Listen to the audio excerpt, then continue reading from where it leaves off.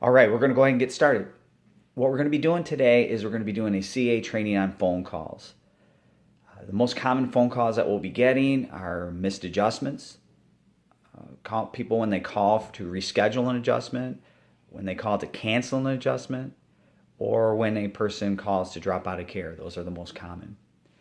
Although there's almost a limitless set of circumstances when fielding these types of calls, I have really seen some similarities in that almost all of these calls can fit in. And so we can put us into a similar format when addressing these phone calls. Although there are a huge variety of excuses people can make for missing an adjustment or changing or dropping, the moment and what that means really doesn't change all that much. The following is a basic structure of the phone calls that we're going to be talking about. And the basic structure is essentially there's going to be a greeting. We will listen to the practice member's concern, excuse, or reason for missing the adjustment or dropping or rescheduling or canceling. We'll express some sort of empathy when appropriate. For example, "Oh, I'm so sorry you're going through that." We'll express concern for the adjustment and necessity of care, and we will present a solution for rescheduling. So that's the basic format. So starting off with greetings. The greeting sets the tone for the whole conversation. We want to answer the phone with a positive message that leads the practice member to better health. That's what we're trying to do. Our greeting becomes more than just a greeting at that point. It becomes a message about health. It becomes a message about who we are and what we're all about. It leads them from the medical paradigm to a new paradigm of giving the body what it needs so they can live longer, healthier, and happier. Some examples of great greetings.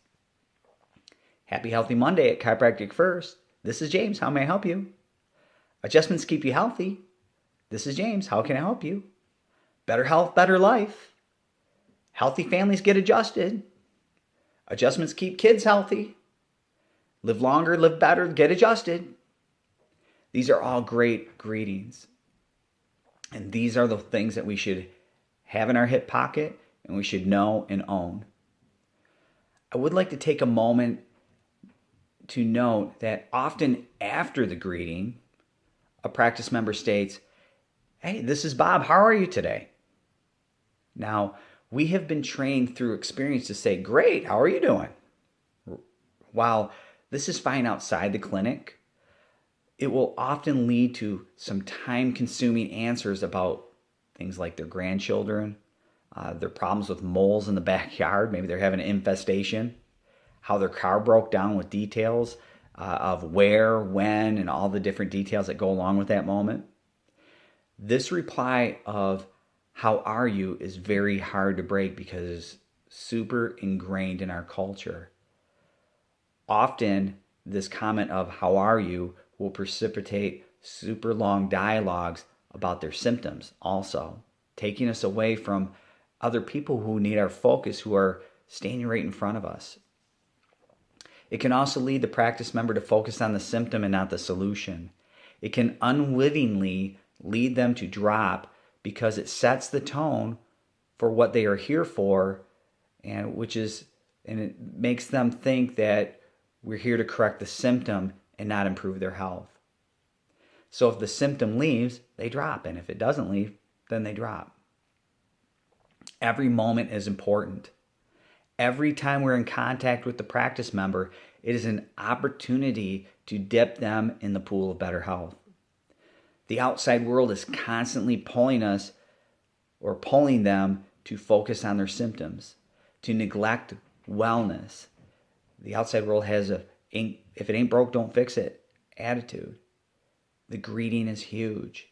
It sets the tone for the rest of the moment in the time that we're sharing together. So let's stay away from "how are you."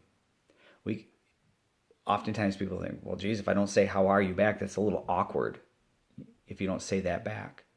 Well, so we have to get really good at it.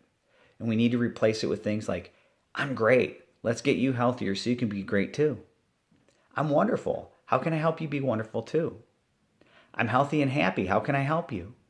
I'm awesome. Did you get scheduled? Did you call the schedule to get an awesome adjustment? Fantastic. I just got adjusted. How can I help you? We just need to be better at it. We need to be more comfortable with that moment. And we need to keep the focus on health, because if it starts unraveling at the greeting, then the rest of the call is going to be a big challenge. The next part, listen to the practice member concern, excuse, or reason for missing, adjusting, or dropping, rescheduling, or canceling. What we mean by excuses. I don't mean it even in a mean way when I say excuses, because excuses, reasons, challenges, whatever, right? Some are really legitimate. Some are very legitimate, perfectly real, and sometimes gut-wrenching reasons. Family member died, parent died, they're in the hospital, a car wreck, the car died, the dog died. They slept in. Sometimes they just plain forgot. Whatever the reason is, the result's the same. It doesn't matter what the reason is. They missed the correction, and they need to make up that miscorrection, or they'll get sicker.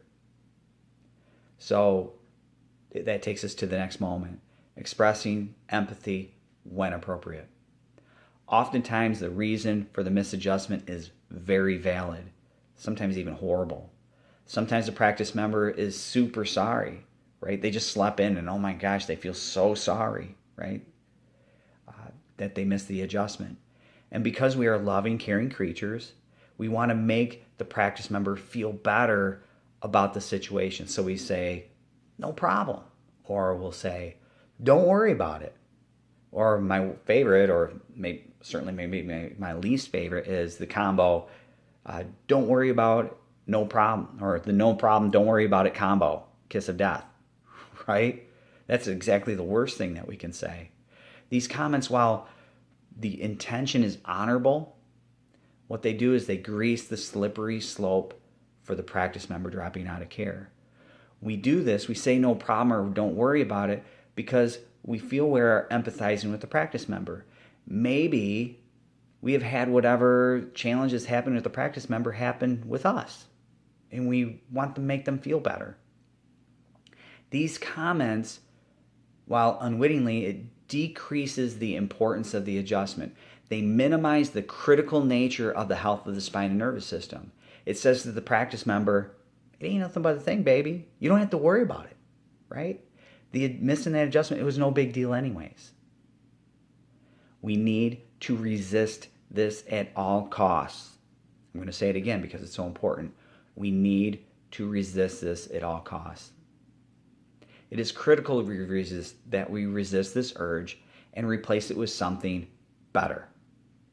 We replace it with an appropriate empathy statement that then can connect it to the concern for the adjustment, and ultimately with a solution to get them in, to make up that miscorrection or to schedule that adjustment. And we need to get very good at it. Empathy is important because it connects you with the person. It demonstrates that you care. I do hire caring people. I hire people with a loving heart. So if you're watching this video, you certainly are one of those people. You certainly qualify. Appropriate empathy means we dole it out in the right amount. Sometimes an empathy statement or comment is not necessarily necessary, such as when a person just forgets to get adjusted. So then we don't need that point. But sometimes it is. Other times it is very appropriate. Say a child's in the hospital that needs more empathy than a paper cut. A parent who passed away needs a little bit more than I just forgot. But no matter what the challenge is, a simple, I'm so sorry you're going through that, or it is really frustrating when that happens for sure, or wow, 65 hours a week, that's a lot. You must be tired.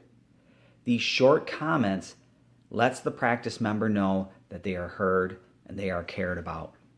And it's true.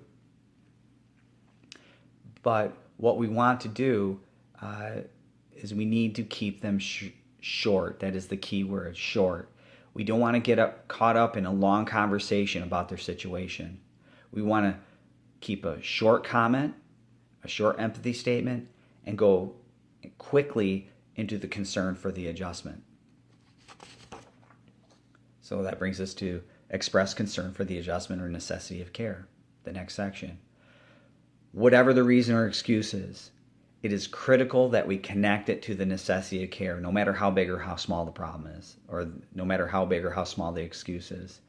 By having a firm understanding of the most common excuses people have when changing the adjustment time, when rescheduling or dropping, we won't be surprised or left to make it up on the fly. We need to be prepared. We should own these excuses. We should be very well versed in these excuses and have multiple ways to connect the excuse or empathy statements and be able to connect to the necessity of the adjustment easily and flawlessly. For example, I'm so sorry to hear about your dad's passing. It's during these times like this that stress is super high, and the adjustment can help, although it can't take the stress away, it can help you deal with it. Let's get you in tomorrow at 10 a.m. so we can keep you healthy. Or, new jobs and new longer hours are always stressful. This is when the adjustments are even more important to keep you healthy. We are here till 7 on Wednesday. Let's get you adjusted at 6:45 so we can maintain your correction. These are great ways to express concern and then connect it. So which brings us to present a solution for rescheduling. Those last two examples do take us to the presenting the solution or rescheduling. This sometimes can be difficult to do. And when I say it can be difficult to do, we make it difficult to do, right? Because you are caring, your first go-to is to accommodate. So when a person comes up to us with a challenge, we'll want to be able to make it easier for them. So we say things like, when is a good time for you to come in? Or what day do you think you can make it? When do you think you can make it? So when we do that, that's one way. A better way is we want to present a solution, not just accommodate. We want to present. So when we present a solution for rescheduling, you do one of two things. First of all, one way to do it is to make an assumption that they're coming in at a specific time, such as, okay, well, you can't make it in for your this morning adjustment, so what I'll do is I'll put you down for the last adjustment of the day at 5:45. Or, I'm so sorry that you got called into work. That can be stressful. The concern is that every adjustment builds on the next, so we'll go ahead and reschedule for the same time tomorrow so we can keep that correction. That goes by the assumption. We're assuming that they're going to make that moment happen. Or another way is, for the second way, would be to give them two options. We have a 3:30 adjustment or a 5:45 tonight. Which one would you prefer? Making this assumption on a time or a day moves the moment in the direction that is best for the practice member. If we make it nothing but a thing, that's exactly what they're going to treat it like. That it ain't nothing but a thing.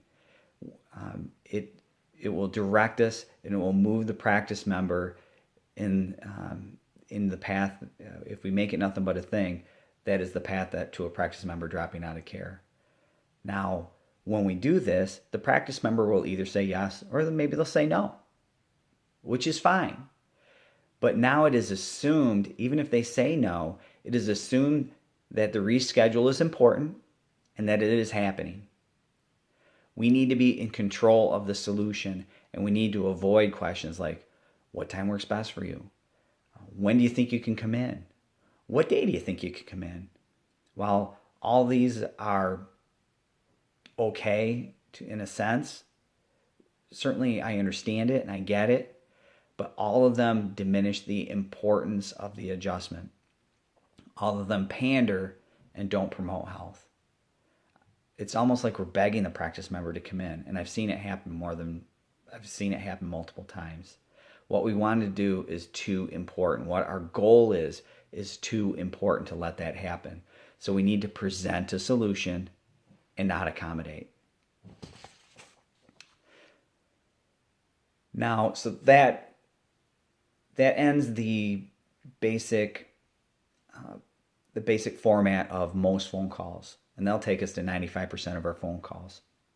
So some common rules of thumb why we are making phone calls. If you don't recognize a person's name, so that we're going to cover some rules of thumb. If you don't recognize a person's name, ask them, are you a current practice member? And they'll say yes or no. And if they say yes, so when was the last time you were in? It could have been years, right? If they are a new patient or a new practice member and you have to put them on hold, ask for their number in case you get disconnected. We don't want to lose that connection with the practice member. Another very important thing is when you answer the phone, when you pick it up, smile. People can see your smile. People can, well, they can't see it, right? But they can feel your smile. They can feel the energy over the phone. So smile every time you answer the phone. People in front of you, and another rule of thumb is people in front of you will take priority for the most part over people on the phone. If someone is waiting and looking at you, ask the person on the phone, if somebody is in front of you, ask the person on the phone if they can hold for a moment and then multitask. If a person calls on the phone and asks about some complicated insurance questions, this happens all the time. We're in the middle of the thick of things, adjusting people, taking good care of people, and people call with some complicated questions about possibly insurance, questions about their balance, or maybe some other things that is not listed in that, but certainly will take some time to figure out. Let that person know, one, that their question is very important to you, and it will take some time to get their answer. And when is the best time to call them back? When you have the ability to concentrate on their request and get them their proper answer. Don't make new patients wait too long on the phone. If you have a line of people and can't get to them at that moment, get their phone number, their name and phone number, and have someone else ask them or get to them within minutes. It is a priority. New patients are new practice members. Everything's a priority. New practice members are a priority. We want to get to them as soon as possible, within minutes. We don't want to wait 10, 15 minutes, 20 minutes, a half hour, forget about them, worst case, right? We want to get to them within minutes. Another thing is sometimes we have to make multiple phone calls, such as call to schedule. We want to do them in groups. We want to bite it off into little smaller chunks. We don't want to have to do them all at the same time. So if you had 20 phone calls to make, we want to break them up into smaller pieces. We don't want to get you tired out. You need to be fresh when you're making these phone calls. I always hire team members who are loving, caring individuals. So when you're making a phone call, we need that to come out in the call. We want the practice member to feel the concern and the sincerity. By breaking up that call into manageable bites, it will make it sound less robotic, more authentic, and certainly sincere. So in conclusion, handling these phone calls properly and well is one of the most complex and difficult things to train, and maybe one of the more important aspects of what we do on a daily basis. And it becomes difficult because there are so many different variations and situations that can arise. My goal for this training video is to show a pattern of how they can be approached. It's to give you a basic understanding of the goal for the call, to give you a template to use so that when something or a situation arises that maybe you haven't been trained on yet or haven't had that experience, following the basic format will get you through that challenge with some confidence. So thank you for watching this video. As always, if you have any questions, write them down right away and ask me as soon as possible, so while they're still fresh in your mind. Thank you for loving what I love, and thank you for helping me help my community live longer, healthier, and happier.